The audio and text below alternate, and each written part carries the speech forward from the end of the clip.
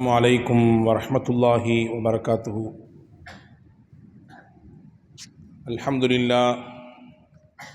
அல்ஹம்துலில்லாஹி ரப்பில் ஆலமீன் வனுசல்லி வனுசல்லிமு அலர் ரசூலில் கரீம் வஅலா ஆலிஹி வ அஸ்ஹாபிஹி அஜ்மாயின்.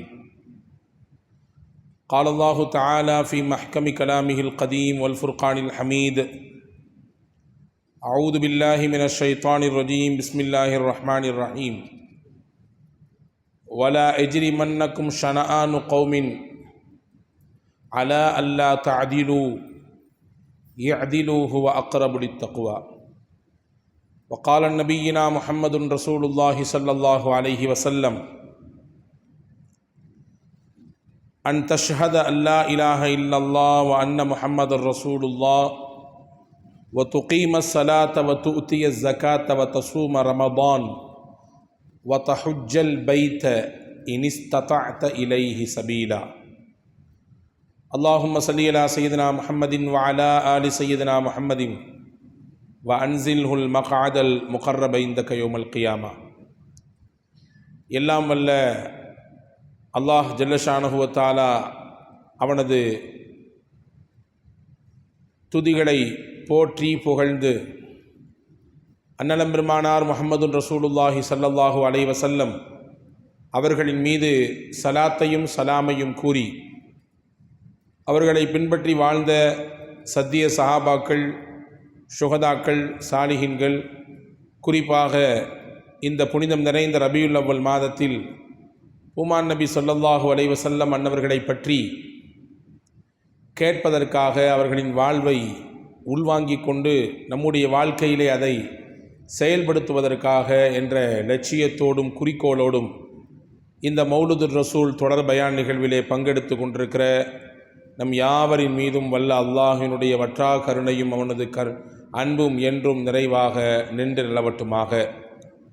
வல்ல அல்லாஹ் உலகிலே அமைதியை தந்து மனதிற்கு அமைதியையும் உடலுக்கு ஆரோக்கியத்தையும் நிறைவாக தந்தருள் புரிவானாக. மருத்துவமனையின் அனைத்து விதமான துன்ப துயரங்கள், செலவினங்கள் அனைத்தையும் விட்டு நம்மையும் நம்முடைய குடும்பத்தினர்களையும் அல்லாஹ் காத்து ரட்சிப்பானாக. உலகை விட்டு நம் மூச்சு அடங்கும் சமயம் லா இலாஹ இல்லல்லாஹ் முஹம்மது ரசூலுல்லாஹ் என்ற திருக்கலிமாவை கூறிய வண்ணம் நமக்கான சொர்க்கத்தின் இடத்தை இங்கிருந்தே பார்த்து திருப்தி கொண்ட நிலையிலே நம்முடைய உடல் இருந்து உயிர் பிரிவதற்கு அல்லாஹ் தௌஃபீக் செய்வானாக. நாளை மறுமையில் ஜன்னத்துல் ஃபிர்தௌஸ் என்ற உயர்ந்த சொர்க்கத்தில் கண்மணி நாயகம் ஸல்லல்லாஹு அலைஹி வஸல்லம் அன்னவர்களுடைய தலைமையின் கீழே நம்மை பெற்றவர்களை, நமக்கு கல்வி தந்த உஸ்தாதுமார்கள், நம்மிடத்திலே துவாவுக்காக வேண்டிய எல்லா மக்களையும் அல்லாஹ் ஜன்னத்துல் ஃபிர்தௌஸிலே ஒன்றிணைப்பானாக. ஆமீன் யா ரப்பல் ஆலமீன். கண்ணியத்திற்கும் மரியாதைக்கும் உரிய சகோதரர்களே, பாசத்திற்குரிய மூமின்களே, மௌலுதுர் ரசூல் தொடர் மீலாது சொற்பொழிவினுடைய 5வது நாளாக இன்றைய தினம் சர்தார் நபியும் சமய நல்லிணக்கமும் என்கின்ற தலைப்பின் கீழே சில விஷயங்களை நாம் பரிமாற இருக்கிறோம். இஸ்லாம் பொதுவாக கொள்கையில் யாருக்கும் சமரசம் செய்யாது, யாரோடும் கொள்கையில் சமரசம் செய்து கொள்ளாது. நமக்கெல்லாம் தெரிந்த ஒரு செய்தி, இந்த ஹதீதிற்கு ஹதீஸ் ஜிப்ரஈல் என்றே சொல்லுகிறார்கள். பல ஹதீஸ்களுடைய துவக்கத்திலேயே, ஹதீஸ் நூல்களுடைய துவக்கத்திலேயே இந்த ஹதீஸ் இடம்பெறுகிறது. ஜிப்ரஈல் அலைஹிஸ்ஸலாம் நபி ஸல்லல்லாஹு அலைஹி வஸல்லம் இடத்திலே வந்து கேள்வி கேட்பதை போன்று கேட்டு ரசூலுல்லாஹ் அதற்கு பதிலை சொல்லி மிகச்சிறந்த பாடத்தை அவர்களின் மூலமாக உம்மத்திற்கு கற்றுக் கொடுத்தார்கள். ஜிப்ரீல் அலைஹிஸ்ஸலாம் மனித தோற்றத்திலே பல சமயங்களிலே நபியிடத்தில் வந்திருக்கிறார்கள், சந்தித்திருக்கிறார்கள். சஹாபாக்கள் சில பேர் ஜிப்ரீல் அலைஹிஸ்ஸலாமை நேரடியாக பார்த்துருக்காங்க, மனித தோற்றம் தான், ஆனால் சஹாபாக்கள் சில பேர் பார்த்துருக்கிறார்கள். சையதுனா அபூதர் அல் கிஃபாரி ரலியல்லாஹு அன்ஹு ஜிப்ரீல் அலைஹிஸ்ஸலாமை பார்த்திருக்கிறார்கள்.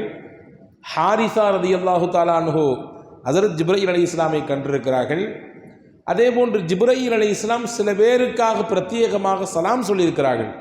ஹதீஸில் வந்திருக்கிறது, ஹஸரத் ஹதீஜா நாயகி ரலியல்லாஹு தஆலா அன்ஹா அவர்களுக்கு ஜிப்ரீல் அலைஹிஸ்ஸலாம் பிரத்யேகமாக சலாம் சொன்னதாக ஹதீஸ் இருக்கிறது.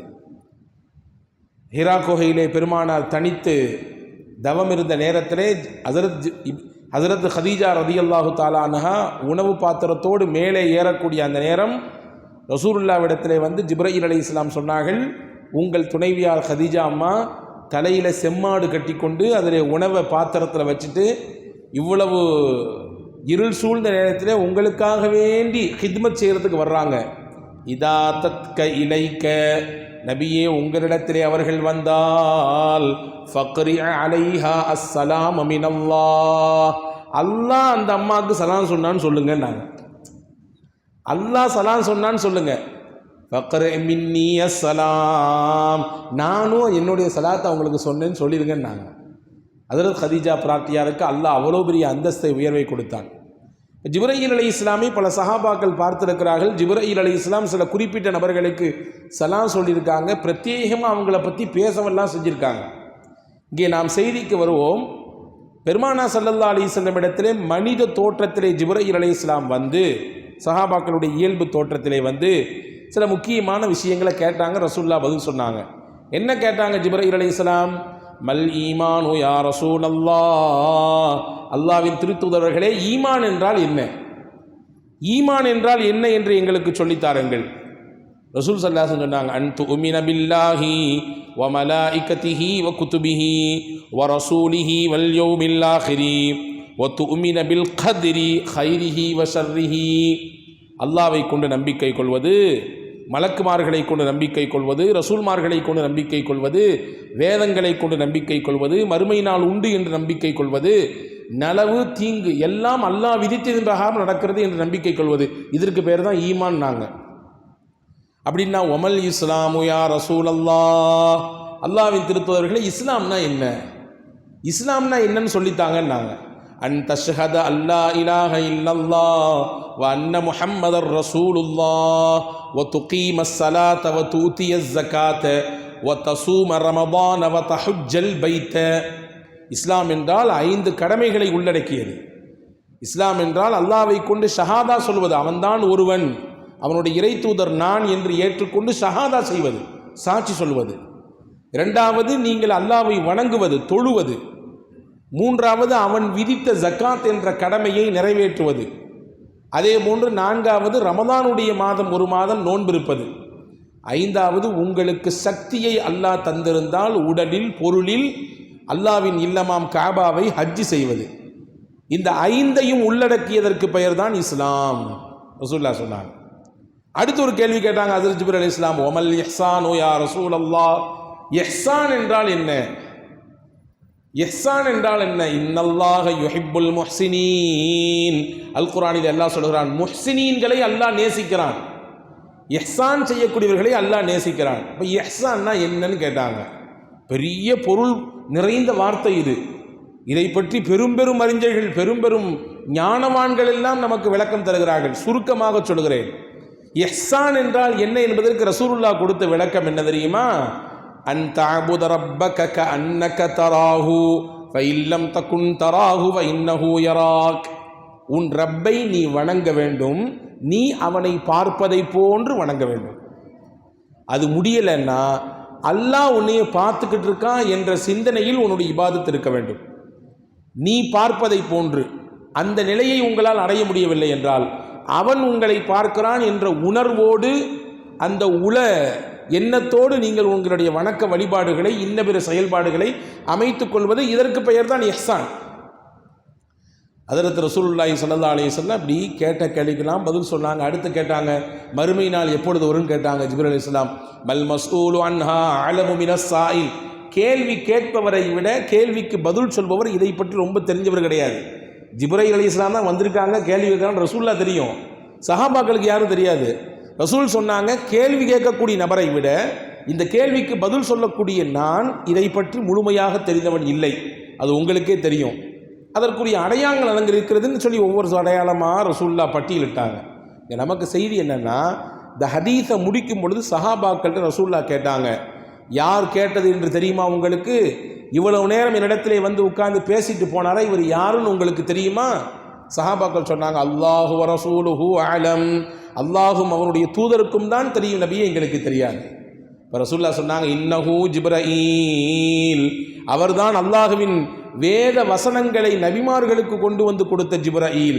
அத்தாக்கும் யுஅல்லிமுக்கும் தீனக்கும், உங்களுடைய மார்க்கத்தை உங்களுக்கு சொல்லி கொடுக்கறதுக்காண்டி அல்லாஹ் அனுப்பி வச்சான்.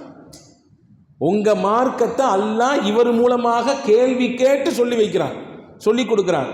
அதற்குத்தான் வந்தார் ஜிப்ரஈல் என்று பெருமானார் ஸல்லல்லாஹு அலைஹி வஸல்லம் சொல்கிறான். இங்கே நம்ம என்ன செய்யுதுன்னா, ரசூலுல்லாஹ் இஸ்லாத்தினுடைய அடிப்படை கொள்கையிலே எந்த இடத்திலும் யாருக்கும் வளைந்து நெளிந்து கொடுத்து சமரசம் செய்ததாக வரலாற்றில் பார்க்கவே முடியாது, அப்படி செய்யவும் கூடாது.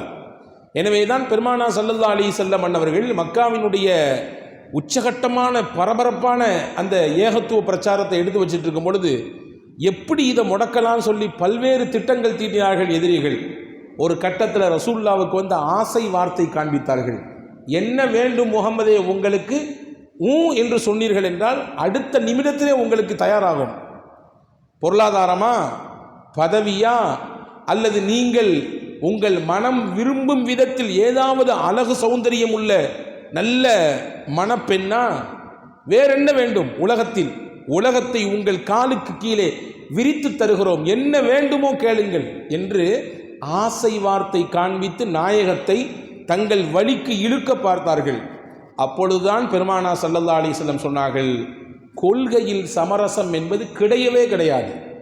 என்னுடைய ஒரு கையில் சந்திரனையும் மறு கையில் சூரியனையும் தந்து நீங்கள் இருக்கிற கொள்கையிலிருந்து நீங்கள் வெளியே வைக்குங்க, எங்களுக்கு சாதகமாக நீங்கள் வாங்க என்று சொன்னாலும் கூட நான் ஒருபொழுதும் சாய்ந்து சரிந்து போக மாட்டேன் என்றார்கள் பெருமானார் ஸல்லல்லாஹு அலைஹி வஸல்லம். கொள்கையில் மாற்றம் கிடையாது, அதில் உறுதியாக நின்னாங்க ரசூலுல்லாஹ். சத்திய இஸ்லாத்தை எப்படி மக்களுக்கு எடுத்து வைத்தார்களோ எடுத்து வைத்த விஷயத்திலே நிலைத்து நிற்க வேண்டும் என்பதையும் கற்றுக் கொடுத்தார்கள். நபிகள் ஸல்லல்லாஹு அலைஹி வஸல்லம் இடத்திலே வந்து ஒரு சஹாபி கேட்டார், யா ரசூலல்லாஹ் ஔசினி, அல்லாஹுவின் திருத்தூதர்களே எனக்கு ஏதாவது வசியத் செய்யுங்க, எனக்கு ஏதாவது வசியத் செய்யுங்க.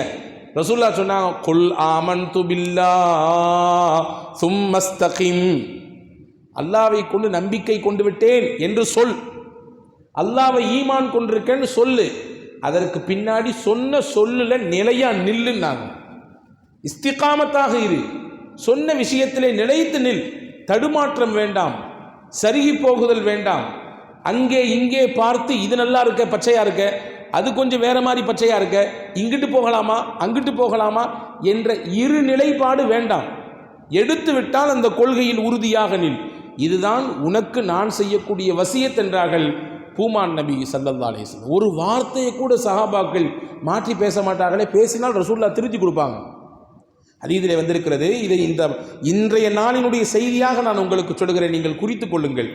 ரசூலுல்லாஹ் சொன்னாங்க, ஒவ்வொரு நாளும் எவர் ஒருவர் படுக்கைக்கு செல்லும் பொழுது பின்னால் நான் சொல்லிக் கூறக்கூடிய துஆவை ஓதிவிட்டு போவாரோ, அல்லாஹும்ம அஸ்லம்து நஃப்ஸி இலைக்க வ வஜ்ஜஹது வஜ்ஹி இலைக்க வ ஃபவ்வல்து அம்ரி இலைக்க லா மல்ஜஅ வ லா மன்ஜஅ இல்லா இலைக்க ஆமன்து பி கிதாபிக்கல்லதி அன்ஸல்த வ பி நபிய்யிக்கல்லதி அர்ஸல்த.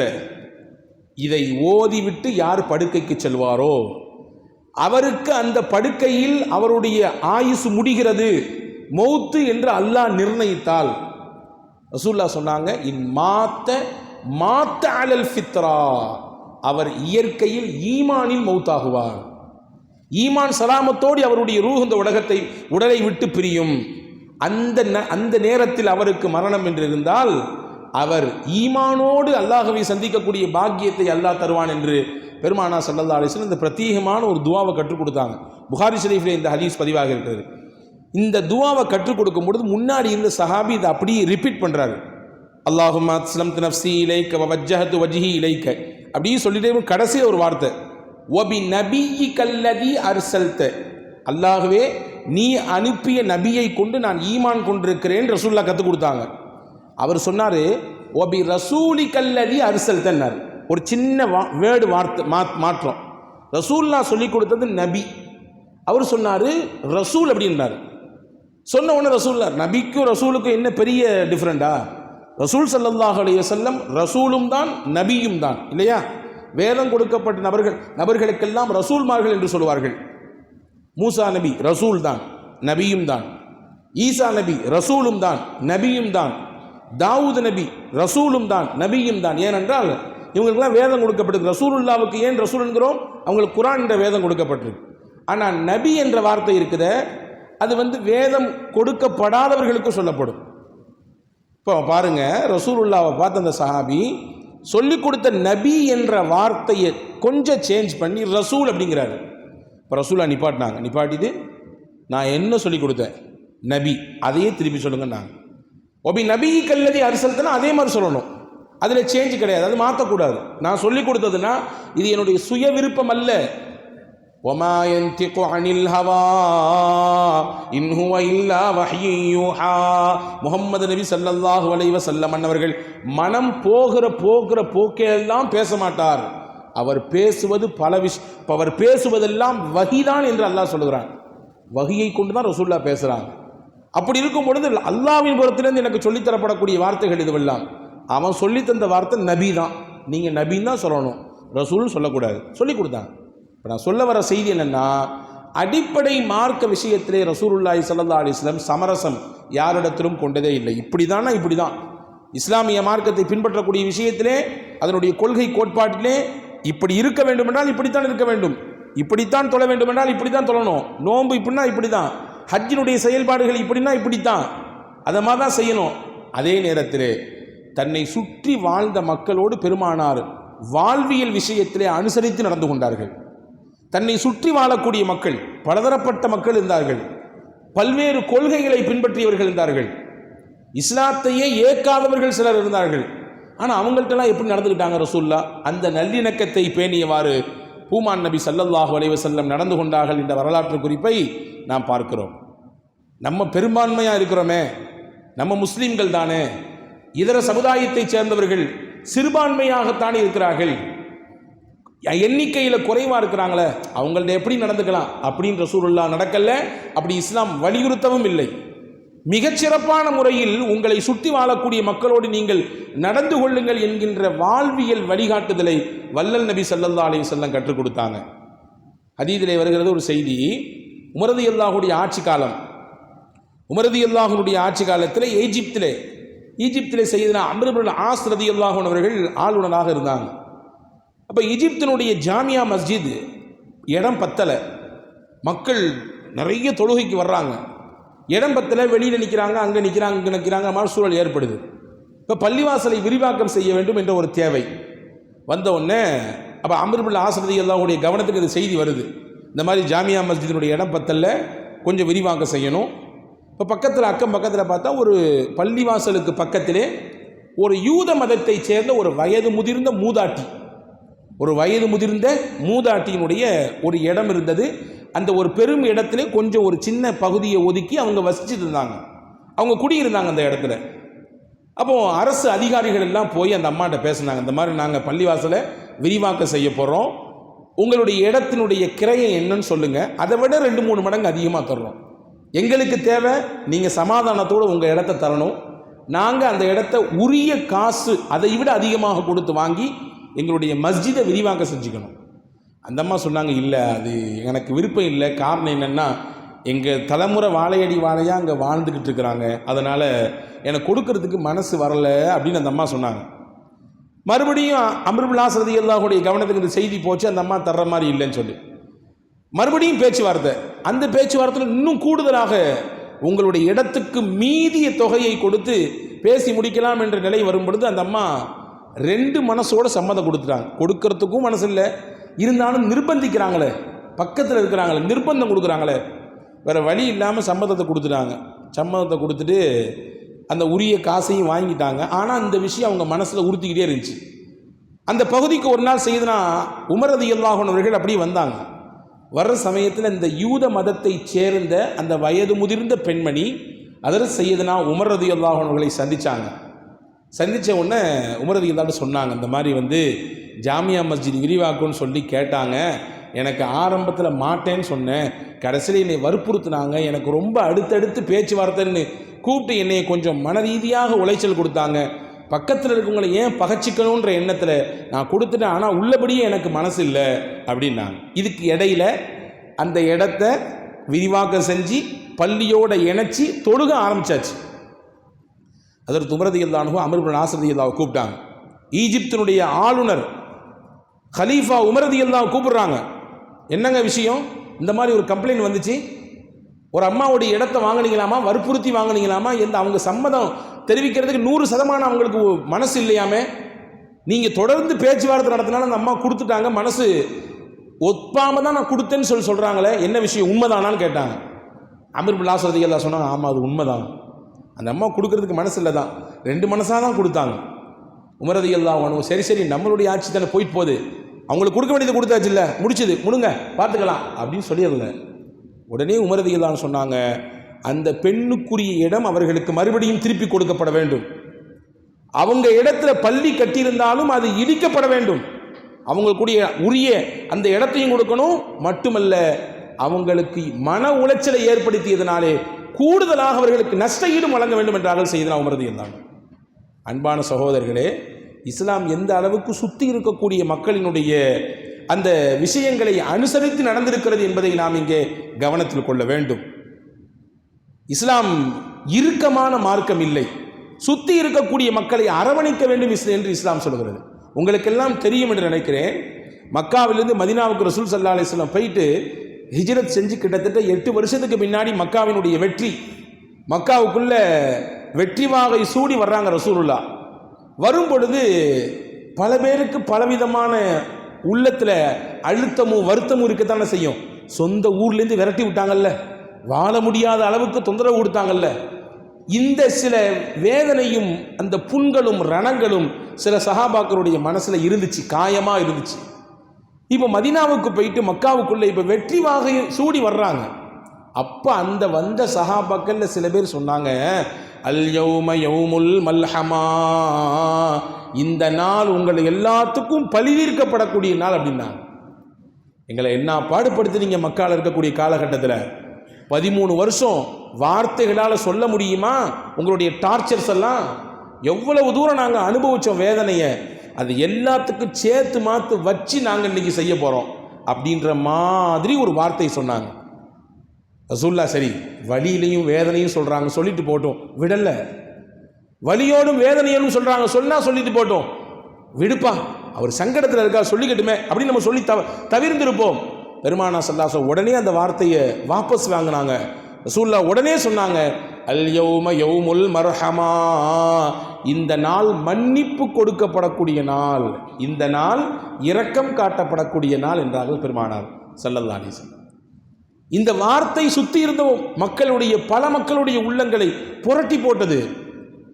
என்ன செய்வாரோ என்று தெரியலையே, இந்த முகமது தானே உள்ள அனுப்ப மாட்டேன் என்று சொல்லியிருந்தோம், இன்னைக்கு அவர் வெற்றி வாகை சூடி ஆயிரக்கணக்கான மக்களோடு உள்ள வர்றாரு, நம்மெல்லாம் என்ன பாடுபட போறோமோ என்று தெரியலையே என்று நினைத்து கொண்டிருந்த அந்த மக்களுக்கு மத்தியிலே சையதுனா முஹம்மது ஸல்லல்லாஹு அலைஹி வஸல்லம் சொன்ன வார்த்தை இருக்குது, அவ்வளோ பெரிய வார்த்தை, ஆறுதல் வார்த்தை.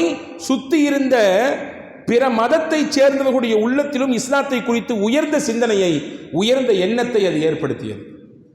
அன்பு சகோதரர்களே, இப்படியான நிலைப்பாட்டோடு தான் நம்மை சுற்றி இருக்கக்கூடிய நபர்களோடு வாழ வேண்டும் என்பதை அழகாக நமக்கு இஸ்லாம் கற்றுத்தருகிறது.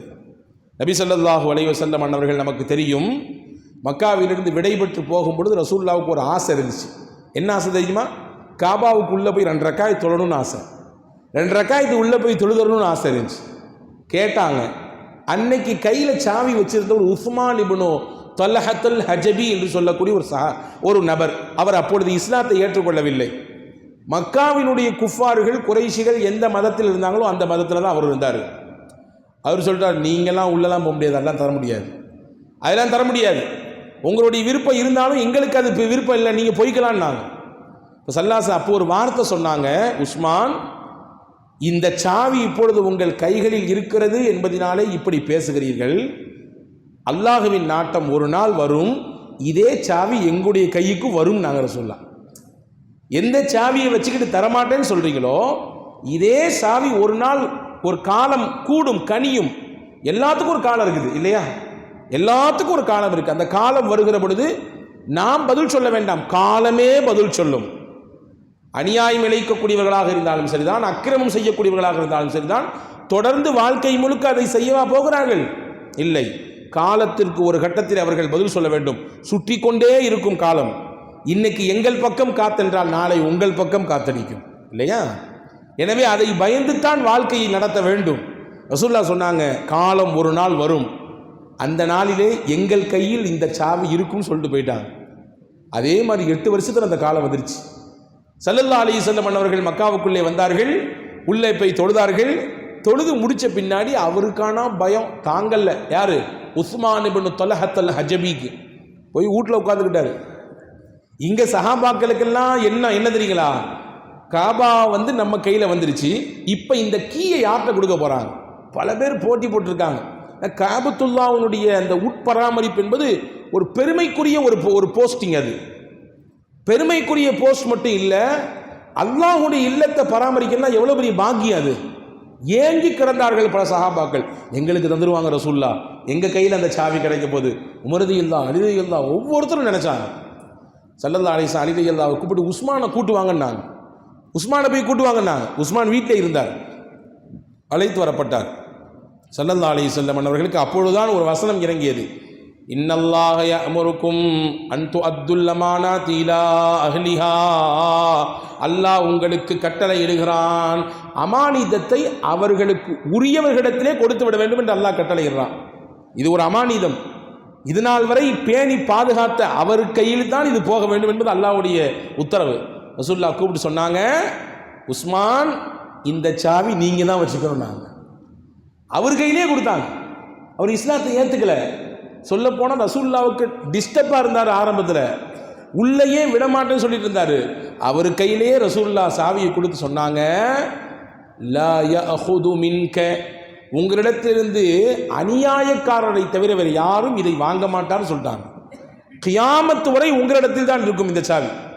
கியாமத்து வரை உங்களிடத்திலும் இருக்கும் என்றால் நீங்கள் உங்களை தொடர்ந்து வரக்கூடிய சந்ததிகள் தான் இந்த சாவியை பராமரிப்பார்கள் என்று பெருமானார் ஸல்லல்லாஹு அலைஹி வஸல்லம் சொன்னாங்க. இது 2 விஷயம் இருக்குது.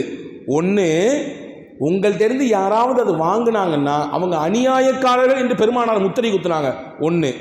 இன்னொரு முக்கியமான செய்தி என்ன தெரியுமா, ரகசியமான செய்தி என்ன தெரியுமா, ரசூலுல்லாஹ் அந்த வார்த்தையில் அதையும் உள்ளடக்கிட்டாங்க. கியாமத்து வரை உங்கள் சந்ததி தொடர் அருந்து போகாதுன்னு ரசூலுல்லாஹ் சொல்றாங்க. உங்க சந்ததி தொடர் அருந்து போகாது, ஆண் வாரிசுகள் வந்து கொண்டே இருக்கும். எந்த வீட்டிலே ஆண் வாரிசுகள் தொடர் அருந்து போகிறதோ அந்த சந்ததி வம்சமும் அது குறுகிய காலத்தில் முடங்கி போய்விடும் இல்லையா. பல ஊர்களிலே அந்த குடும்பம் அந்த பாரம்பரியமே இல்லாமல் போயிடுது. என்னென்னா தொடர்ந்து 4-5 பெண் பிள்ளைகள், அந்த பெண் பிள்ளைகள் வேறு வீட்டிலே கல்யாணம் செஞ்சு கொடுக்கும்போது அந்த குடும்பத்தினுடைய வாரிசுகளை சுமக்கக்கூடியவர்களாக மாறிடுறாங்க. ஆண் பிள்ளைகள் இருக்கிற பொழுது நம்முடைய குடும்பத்தின் வாரிசுகள் அப்படி நீளுது. ரசூலுல்லாஹ் இவர்கிட்ட இதை கொடுக்கறது மூலமாக 2 செய்தி சொன்னாங்க. உலக அழிவு நாள் வரை உங்களிடத்திலிருந்து யாரும் வாங்க மாட்டாங்க, அப்படி யாராவது ஒருத்தங்க பறிச்சாங்கன்னா அவங்க அநியாயக்காரங்கன்னு நாங்கள் ரசூலுல்லாஹ். 1. 2வது, உலக அழிவு நாள் வரை உங்களுடைய சந்ததி தொடர் அருந்தே போகாது, வந்துக்கிட்டே இருக்குன்ற ரசூலுல்லாஹ் சொல்லிட்டாங்க. அன்பு சகோதரர்களே, எவ்வளவு நுட்பமான ஒரு அணுகுமுறை பாருங்கள். இருக்கக்கூடியவர் அவருடைய மனது அதை அப்படியே புரட்டி போட்டது. அவர் இஸ்லாத்தை ஏற்றுக்கொள்வதற்கு இந்த நிகழ்ச்சி தான் காரணமாக வந்தது. உஸ்மான் இப்னு தல்ஹத் ஹஜபி மக்காவின் குஃபார்களின் பட்டியலிலே இருந்தவர். இந்த நிகழ்வை பார்த்து வேறு மதத்தை சேர்ந்தவர்கள் தான், சொல்ல போனால் இஸ்லாத்திற்கு பல நேரங்களில் இடையூறாக இருந்தவர்கள், அவங்கள்ட்ட ரசூலுல்லாஹ் நடந்து கொண்ட இந்த உயர்தரமான நல்லிணக்க முறை அவருடைய மனதை கவர்ந்தது. இஸ்லாத்தை அவர் ஏற்றுக்கொள்வதற்கு அது காரணமாக ஆனது என்ற வரலாற்று குறிப்பை நாம் பார்க்க முடிகிறது. எனவே அன்பான சகோதரர்களே, சுற்றி இருக்கக்கூடிய சகோதர சமயத்து மக்களோடு நாம் நல்லுறவோடு வாழ வேண்டும் என்பதை அழகாக மார்க்கம் நமக்கு எடுத்து வைக்கிறது. பல நேரங்களில் அது பெரிய ஒரு இடைஞ்சலை தரக்கூடிய நிலையிலே பல மக்கள் நடந்து கொள்வது மிகுந்த வேதனையும் வருத்தத்தையும் தருகிறது. அலி ரலியல்லாஹுடைய காலத்தில் ஒரு செய்தி சொல்லுவாங்க வேடிக்கையாக. பொதுவாகவே இஸ்லாம் என்றால் என்ன? அத்தீனு அன் நசீஹா, மார்க்கம் என்பது பிறர் நலம் நாடுவது தான். மார்க்கம் என்றால் என்ன, தீன் என்றால் என்ன? ரசூலுல்லாஹ் அதற்கு விளக்கம் கொடுத்தாங்க. பிறர் நலனின் மீது அக்கறை.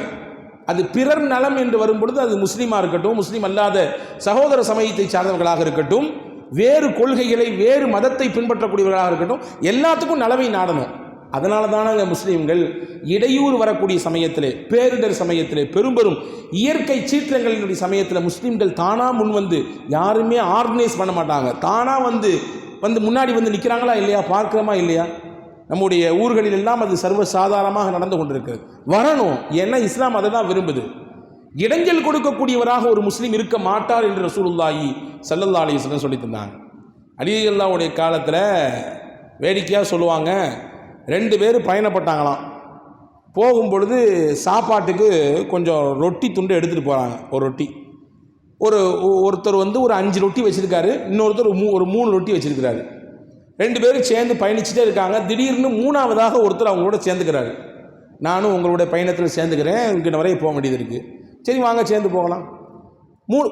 எல்லாமே பயணத்தில் ஏற்பட்ட உறவு இது. குறிப்பிட்ட இடம் வந்துச்சு. இடம் வந்த உடனே வயிறு பசிக்குது, சாப்பிட்டுக்கலாமான்னு கேட்டாங்க. தாராளமாக சாப்பிட்டுக்கலாம். சரி, இருக்கிற ரொட்டி 8 ரொட்டி, ஒருத்தர் 5 கொண்டு வந்திருக்காரு, இன்னொருத்தர் 3 கொண்டு வந்திருக்கிறாரு. நம்ம 3 பேரும் ஷேர் பண்ணி சாப்பிட்டுக்கலாம்னு சொல்லி அங்கே எல்லாரும் பகிர்ந்து சாப்பிட உட்கார்றாங்க. ஷேர் பண்ணி சாப்பிட்றது ரொம்ப பெரிய நல்ல விஷயம். ரசூலுல்லாஹ் அஷ்அரியீன்கள் என்கின்ற ஒரு குறிப்பிட்ட வம்சத்தினர்களை, பரம்பினர்களை ரசூலுல்லாஹ் நேசித்தாங்க. எந்த அளவுக்கு நேசித்தாங்கன்னா, அல் அஷ்அரியு மின்னா வ அன மின்ஹும், அஷ்அரி என்ற கூட்டத்தினர்கள் என்னை சேர்ந்தவர்கள், நான் அவங்களில் ஒருத்தன் நாங்கள் ரசூலுல்லாஹ். ஏன் ரசூலுல்லாஹ் சொன்னாங்க? அந்த குறிப்பிட்ட அஷ்அரியீன்களை பார்த்து ரசூலுல்லாஹ் சொல்கிறதுக்கு என்ன காரணம்னா, அவங்கள்ட்ட ஒரு உயர்ந்த பண்பு இருந்துச்சு. எங்கேயாவது வெளியில் பயணம் போனாங்க, புறப்பட்டு போனாங்கன்னா, யார்கிட்டையாவது உணவு பத்தாக்குறை தீர்ந்து போச்சுன்னா தங்கள் இருக்கிற மொத்த உணவையும் ஒரு பெரிய விரிப்பை விரித்து கொட்டுவாங்க. அப்படி எல்லாரும் சேர்ந்து உட்கார்ந்து பகிர்ந்து சாப்பிடுவாங்க. ரசூலுல்லாஹ் சொன்னாங்க, துஆமுல் இஸ்னைன் யக்ஃபீ லிஸ்ஸலாஸா, 2 பேருக்குரிய உணவு 3 பேருக்கு பத்தும். வ துஆமுஸ் ஸலாஸா லி அர்பா, 3 பேருக்குரிய உணவு 4 பேருக்கு போதுமானதாக இருக்கும். அப்படின்னா ரசூலுல்லாஹ் பகிர்ந்து சாப்பிடுவதை அது உள்ளபடியே வேண்டும் என்று சொல்லுகிறார்கள். இன்னைக்கு உளவியல் சார்ந்த பிரச்சனைகளோடு அது சார்ந்த மருத்துவர்களிடத்தில் போகும் பொழுது, இந்த மாதிரி வீட்டில் இவ்வளோ பிரச்சனை இருக்குது, வீட்டில் பசங்க சொல்கிறத கேட்க மாட்டேங்கிறாங்க, மனைவியினுடைய பேச்சை கேட்க மாட்டேங்குது, ஒரே குழப்பமாகவே வீட்டில் இருக்குது என்று பல கம்ப்ளைண்டோடு உளவியல் சார்ந்த நிபுணர்களிடத்தில் போகும்போது அவங்க சொல்லக்கூடிய முக்கியமான அட்வைஸ் என்ன தெரியுமா? வீட்டில் எல்லாரும் சேர்ந்து உட்கார்ந்து சாப்பிடுங்க அப்படின்றாங்க. எல்லாரும் சேர்ந்து உட்கார்ந்து சாப்பிடுங்க. சேர்ந்து உட்கார்ந்து சாப்பிடும் பொழுது ஒருவரின் மீது இருக்கிற இன்னொருவருக்கு அக்கறை வெளிப்படும். அது ஒருவரின் மீது இருக்கக்கூடிய அந்த பாசமும் அந்த புரிதலும் இன்னும் கூடுதலாக கிடைக்கும். எனவே தான் ஸல்லல்லாஹு அலைஹி வஸல்லம் சேர்ந்து தான் உட்கார்ந்து சாப்பிடுவாங்க. சிறுவர்களாக இருந்தாலும் சரி தான், குடும்பத்தவர்களாக இருந்தாலும் சரி தான், எல்லாத்தையும் சேர்த்து உட்கார வைத்து சாப்பிடுகிற பழக்கம் வழக்கம் ரசூலுல்லாஹி ஸல்லல்லாஹு அலைஹி வஸல்லம் இருந்துச்சு. இங்கே பாருங்க, இங்கே இந்த 3 பேரும் ஷேர் பண்ணி சாப்பிட போகிறாங்க. சாப்பிட்டு முடிச்சாச்சு, பயணமும் கிளம்பியாச்சு. ஒரு குறிப்பிட்ட இடம் வந்தது. இந்த இடையில சேர்ந்தார்ல ஒருத்தர், அவர் இப்போ வெளியே போகிறாரு. போகும்பொழுது சொன்னார், என்னுடைய இடம் வந்துச்சு, நான் கிளந்து போகிறேன், என்னையால் முடிஞ்சது என்னையை நீங்கள் பயண தோழனாக சேர்த்துக்கிட்டீங்க, உங்கள் சாப்பாட்டில் எனக்கு ஷேர் கொடுத்தீங்க, என்னையால் முடிஞ்சது இந்தாங்க வச்சுக்கிங்கன்னு சொல்லி ஒரு 8 திர்ஹம் கையில் கொடுத்துட்டு போயிட்டாங்க. 8 திர்ஹம் கையில் கொடுத்துட்டு போயிட்டாங்க. போன உடனே அங்கே இருந்த 5 ரொட்டி கொண்டு வந்தார்ல, அவர் சொன்னார், நான் 5 ரொட்டி கொண்டு வந்தேன்ப்பா, பாப்பா நீ 3 ரொட்டி கொண்டு வந்த, நான் 5 ரூபா வச்சுக்கிறேன், நீ என்ன செஞ்சுக்கோ 3 ரூபா வச்சுக்கோ, இதான நியாயம். நான் 5 வச்சுருந்தேன், எனக்கு 5, நீ 3 கொண்டு வந்த, உனக்கு 3. பொதுவாகவே மனிதனுடைய இயல்பு, உண்மையான முகம் சில நேரங்களில் வெளிப்படும். அந்த வெளிப்படக்கூடிய நேரங்களில் முக்கியமானது பொருளாதார பங்கீட்டின் சமயத்தில் அவனுடைய உண்மை முகம் தெரியும். அவர் சொன்னாங்க, அப்படிலாம் கிடையாதுப்பா, கொடுத்துட்டாரு, பொதுவாக கொடுத்துருக்காரு, உனக்கு பாதி எனக்கு பாதி, உனக்கு 4 எனக்கு 4 அப்படின்னு சொன்னார். சரி, வம்பு எதற்கு? அலியெல்லாம் வாழ்ந்துட்டு இருக்காங்க அந்த காலம் அது. அவங்கள்ட்ட போயிடும், அவங்க என்ன தீர்ப்பு சொல்கிறாங்களோ கேட்டுக்குவோம். சரி தாராளம் போகலாமே அப்படின்னு சொல்லி கூட்டு போகிறாரு. அலியெல்லாம் விஷயத்தை கேட்டுட்டு பட்டுன்னு சொன்னாங்க, இந்த 3 ரொட்டி கொண்டு வந்து பார்த்து சொன்னாங்க, வாப்பா ஒரு 3 திர்ஹம் கொடுக்குறாரு, வாங்கிக்கோ, உனக்கு அது நல்லது. நான் சொன்னேன்னு சொன்னால் உனக்கு அது கூட கிடைக்காது, நீ வாங்கிக்கோ. நான் தீர்ப்பு சொல்லலை இதுவரைய, நீ அவர் கொடுக்கறத வாங்கிட்டா உனக்கு பெஸ்ட்டு. நான் உள்ளபடியே ஆராய்ந்து நான் ஒரு விஷயத்தை சொன்னேன்னா அதை தான் நீ வாங்கிக்கிற மாதிரி இருக்கும். பரவாயில்ல, நான் கிடைச்சா எனக்கு பாதி கிடைக்கணும், இல்லாட்டி நீங்கள் ஒரு முடிவெடுங்க, அதை நான் பார்த்துக்கிறேன், அதை நான் ஃபாலோ பண்ணிக்கிறேன் அப்படின்னாரு. ஒன்று அலியல்லான்னு கூப்பிட்டு உட்கார வச்சு கேட்டாங்க, வாப்பா நீ எத்தனை ரொட்டி கொண்டு வந்த? 5. நீ எத்தனை வாப்பா கொண்டு வந்த? 3. சரி, கூட யார் சேர்ந்தா? ஒருத்தர் சேர்ந்தார். அப்படியா? சரி, இப்போ வச்சுக்கோங்க, மொத்தம் 8 ரொட்டி. ஒரு ரொட்டியை 3 துண்டாக போட்டுக்கணும். ஓகே, 3 பேர் தானே ஷேர் பண்ணிக்கோங்க. ஒரு ரொட்டி 3 துண்டு. 5 ரொட்டி கொண்டு வந்தல நீ, 3 15. சரி, நீ எத்தனை கொண்டு வந்த? 3 3 3 3 போட்டால் 3 9. சரியா? 9 15 சேர்த்தா 24 துண்டுகள் ஆச்சு. 24 துண்டுகள் மொத்தமாச்சு. ஒரு ஆளுக்கு தலா 8 துண்டு அப்படின்னு வச்சுக்கலாம். ஒரு ஆளுக்கு தலா 8 துண்டுனா 8 8 16 கூட ஒரு 8 24. இப்போ இவர் ஒரு 8 துண்டு சாப்பிட்ருக்காரு, நீ ஒரு 8 துண்டு சாப்பிட்ருக்க, எக்ஸ்ட்ரா இடையில வந்து சேர்ந்தார ஒருத்தர், அவர் ஒரு 8 துண்டு சாப்பிட்ருக்காரு. சரியா? ஓகே. இப்போ நீ கொண்டு வந்த 3 ரொட்டியில் 8 ரொட்டியை நீனே சாப்பிட்ட, 8 துண்டை. ஒரே ஒரு துண்டை மட்டும்தான் உன் கூட இணைஞ்சாரில் ஒருத்தர், அவருக்கு கொடுத்துருக்க நீ. சரியா? சரிதானே? ஆமாம், சரிதான். அடுத்து இங்கே வந்தாங்க, நீ எத்தனை ரொட்டி கொண்டு வந்த? 5. மொத்தம் அது எத்தனை துண்டு? 15 துண்டு. இப்போ 8 துண்டை நீ சாப்பிட்டு உன்னுடைய தோழருக்கு 7 துண்டை கொடுத்துருக்க. அப்படி தானே? 8 துண்டை சாப்பிட்டுட்டு 7 துண்டை கொடுத்துருக்க. அப்போ 7 துண்டை நீ கொடுத்ததுனால உனக்கு 7 திருகம் வச்சுக்கோ. நீ ஒரு துண்டு தான் கொடுத்துருக்க, ஒரு ரூபாய் வாங்கிட்டு போயிட்டே இருந்தாங்க. பேஜாராக போச்சு அவருக்கு. ஆஹா, என்னடா இது, ஆரம்பத்திலே சொன்னார 3 வாங்கிக்கப்பா, நான் கணக்கை சொன்னோம்னா சரிவிட்டு வராது என்று ஆரம்பத்தில் சொன்னாரே, பேசாமல் வாங்கிட்டு போயிருக்கலாம் போல தெரியுதே என்று அந்த மனிதர் அப்பொழுது யோசித்ததாக வரலாற்று குறிப்பு. அன்பு சகோதரர்களே, இந்த சொல்ல வர செய்தி என்னன்னா, பிறர் நலம் நாட வேண்டும் என்பதுதான் இஸ்லாம். அதை முறைப்படியாக இஸ்லாம் எந்த ரீதியில் நமக்கு எடுத்து வைக்கிறது என்பதை நாம் இங்கே கவனத்தில் கொள்ள வேண்டும். பெருமானார் ஸல்லல்லாஹு அலைஹி வஸல்லம் அவர்கள் அவ்வளவு தூரம் சமய நல்லிணக்கத்தின் மீது மிகுந்த அக்கறை கொண்டிருந்தார்கள் என்பதாக நாம் பார்க்கிறோம். அஸ்மா ரதியல்லாஹு தஆலா அன்ஹா என்ற ஒரு பெண்மணி, சஹாபிய பெண்மணி, ஹஜ்ரத் அபூபக்கர் ரதியல்லாஹுனுடைய மகளார். அவங்க ரசூலுல்லாஹ்ட்ட ஒரு நாள் வந்தாங்க. வந்தவங்க சொன்னாங்க, யா ரசூலல்லாஹ், என்னுடைய அம்மா, என்னை பெத்த தாய், அவங்க இஸ்லாத்தை ஏற்றுக்கலை, அவங்க மாற்று மத கொள்கையில் இருக்கிறார்கள். ஆனால் இப்போ அவங்க என்ன விரும்புகிறாங்க, என்கிட்ட வந்து கொஞ்ச நாள் கடைசி காலத்தை கழிக்கணும்னு ஆசைப்படுறாங்க போல தெரியுது. வஹிய ராகிபா அஃப உஸல்லி உம்மி, நான் என்னுடைய தாயை என்னோடு சேர்த்திக்கலாமா? ஏன்னா அவங்க இருக்கிற கொள்கை வேற, பிற மதத்தை அவர்கள் ஃபாலோ பண்ணுறாங்க. நான் இருக்கிற சத்திய இஸ்லாத்தில், என்னை பெற்றவங்க தான், இருந்தாலும் மாற்று மதமாக இருப்பதினாலே நான் அவங்களோட எப்படி நடந்துக்கணும், சேர்த்திக்கலாமா வேண்டாமான்னு கேட்டாங்க. ஸல்லல்லாஹு அலைஹி வஸல்லம் அவர்கள் சொன்னார்கள், சிலி உம்மக்கி, உங்கள் அம்மாவை உன்னோட சேர்த்திக்கமா, அவங்க மதத்தால் மாறி இருந்தாலும் உன்னை பெற்ற தாய் தானே, உன்னுடைய தாய் தானே அவர்கள். அதனால் அவர்கள் மதம் மாறிவிட்டார்கள் என்பதற்காக வேண்டி தாய் பிள்ளை என்ற உறவு அருந்து போய்விடுமா? மதத்தை காரணமாக வைத்து உங்கள் அம்மாவை ஒதுக்கி விடாதே, கடைசி காலத்திலே அவர்களை கதற விட்டு விடாதே, கண்டிப்பாக அவர்களை நீ சேர்த்து பராமரித்துக்கொள் என்று பூமான் நபி ஸல்லல்லாஹு அலைஹி வஸல்லம் அன்னவர்கள் சொல்லித்தந்த ஒரு செய்தியை நாம் இங்கே பார்க்கிறோம். எனவே மதத்தை காரணம் காட்டி ஒருவரை இழிவுபடுத்துவது அல்லது ஒதுக்கி வைப்பது அல்லது அவரிடத்திலே ஒரு விதமாக கண்ணோடு நடந்து கொள்வது, இதுவெல்லாம் இஸ்லாம் எங்கேயும் அனுமதிக்கவே இல்லை. எனவேதான் பூமான் நபி ஸல்லல்லாஹு அலைஹி வஸல்லம் சஹாபாக்களோடு உட்கார்ந்து பேசிக்கிட்டு இருக்கிறாங்க. மர்ரத் பிஹி ஜனாசத்துன், நபிகள் உட்கார்ந்து இருக்கும்போது அந்த வழியாக ஒருத்தருடைய பிரேதம், இறந்து போன ஒருத்தருடைய பாடி எடுத்துகிட்டு போகிறாங்க, கிராஸ் பண்ணி போகிறாங்க. ஃபகாம, நபி ஸல்லல்லாஹு அலைஹி வஸல்லம் அவர்கள் அந்த காட்சியை பார்த்தவுடனே உட்கார்ந்திருந்த நபிகள் எந்திரிச்சாங்க.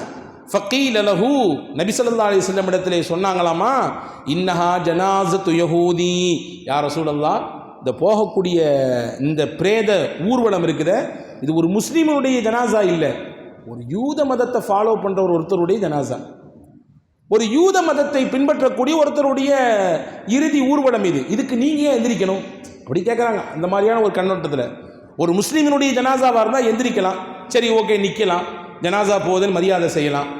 ஒரு யூத மதத்தை பின்பற்றக்கூடிய ஒருத்தவருடைய ஜனாசாவிற்கு நீங்கள் எழுந்திருக்க வேண்டும் என்ற என்ன தேவை இருக்கிறது என்று கேட்குறாங்க சஹாபாக்கள். நபி ஸல்லல்லாஹு அலைஹி வஸல்லம் சொன்னார்கள், அலைசத் நஃப்ஸா, அதுவும் ஒரு உயிர் தானே என்று கேட்டார்கள் பெருமானார். யூதராக இருந்தாலுமே அவருடைய உடலிலும் அதே இரத்தமும் அதே சதையும் தானே இருக்கிறது, நமக்கு இருப்பதை போன்று உண்டான உயிர் தானே அவருக்கும் இருக்கிறது. அந்த மனிதன் என்ற ரீதியிலே நான் அவருக்கு மரியாதை தர வேண்டாமா? மனிதன் என்ற ரீதியிலே அவருக்கு நாம் இறுதியான அந்த மரியாதையை கொடுக்க வேண்டாமா என்று பெருமானார் ஸல்லல்லாஹு அலைஹி வஸல்லம் அவர்கள் சொல்லித்த ஹதீஸை நாம் இங்கே கவனத்தில் கொள்கிறோம். இப்போ யூத மதத்தை சேர்ந்த ஒருவருடைய ஜனாசா போகிறது என்பதற்காக வேண்டி பெருமானார் எழுந்து நின்று அந்த மனித உயிருக்கு மரியாதை தந்திருக்கிறார்கள் என்றால் எவ்வளவு தூரம் தொலைநோக்கு பார்வையோடு பெருமானார் சகோதர சமயத்து மக்களோடு நடந்து கொண்டார்கள் என்பதை நாம் கவனத்தில் கொள்ள வேண்டும். எனவே தான் ரசூலுல்லாஹ் சொல்ல முடிந்தது. என்ன சொன்னாங்க? மா ஆமனபி மன்பாத்த ஷிஅபானுன் வஜாருஹு ஜாயிஉன் இலா ஜம்பிஹி வஹுவ யஅலம். ஒருத்தர் ராத்திரி தூங்க போறாரு, வயிறு நிறைய சாப்பிட்டுருக்காரு, நல்ல வயிறார சாப்பிட்டு படுக்க போறாரு. ஆனா அவருக்கு பக்கத்து வீட்டில் இருக்கிற ஒருத்தர் பசியோடு இருக்கார். ரசூலுல்லாஹ்வின் வார்த்தையை கவனிக்க வேண்டும். பக்கத்து வீடு என்று சொல்லியிருக்கிறார்களே தவிர ஒரு முஸ்லீம் என்று சொல்லவில்லை, ஒரு மூமின் என்று அடையாளப்படுத்தவில்லை. பக்கத்தில் இருப்பவர் அவர் முஸ்லீமாகவும் இருக்கலாம், அல்லது இதர சமுதாயத்தை சேர்ந்தவராக இருக்கலாம், வேறு சகோதர சமயத்தை பின்பற்றக்கூடிய மனிதராக இருக்கலாம். அவர் பசியோடு இருக்க அது இவருக்கு நல்லா தெரியுது. அவங்க வீட்டில் சாப்பாடு செய்யலை, பிள்ளையெல்லாம் பசியாக தான் இருக்குதுங்க, அவங்களுக்கு இப்போதைக்கு அவங்களுக்கு எந்த தொழிலும் இல்லை, சிரமத்தில் இருக்கிறாங்க, சாப்பிட்டாங்களா என்பது 100% கன்ஃபார்ம் இல்லை அப்படிங்கிறது இவருக்கு நல்லா தெரியுது. ஆனால் அதெல்லாம் கண்டுக்காம இவர் குடும்பத்தோடு உட்காந்து நல்லா சாப்பிட்டாரு, எல்லாம் மகிழ்ச்சியாக அன்னைக்கு ராத்திரி தூங்க போகிறாங்க. ரசூலுல்லாஹ் சொன்னாங்க, இவருடைய ஈமானில் குறை இருக்கிறது என்றார்கள். இவருடைய ஈமான் 100% பூரணமாகவில்லை என்றார்கள்.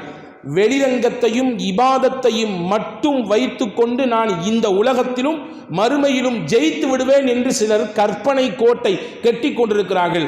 அதையும் தாண்டி மனித மனங்களையும் மனித நேயத்தோடும் நீங்கள் வாழ்வது உங்களை அல்லாஹ்விடத்தில் உயர்ந்த அந்தஸ்தை பெறுவதற்கு காரணமாக்கும் என்று பெருமானார் ஸல்லல்லாஹு அலைஹி வஸல்லம் கற்றுத்தராங்க.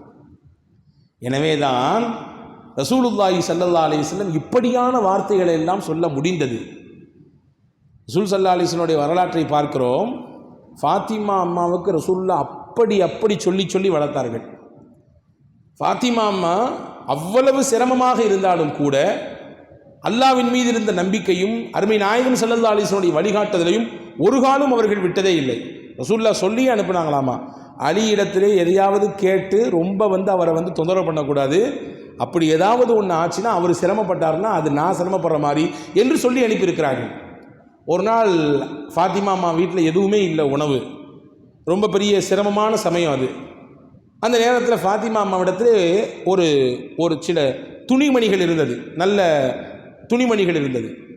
தன்னுடைய கணவர் அலி அல்லாஹ்விடத்தில் அதை கொடுத்து பஜாரில் போய் விற்று வரக்கூடிய காசில் ஏதாவது நமக்கு தேவையான உணவுக்கு தேவையான பொருட்கள்லாம் வாங்கிட்டு வாங்க அப்படின்னாங்க. அலி அல்லாஹ் போனாங்க, அந்த துணியை விற்றாங்க.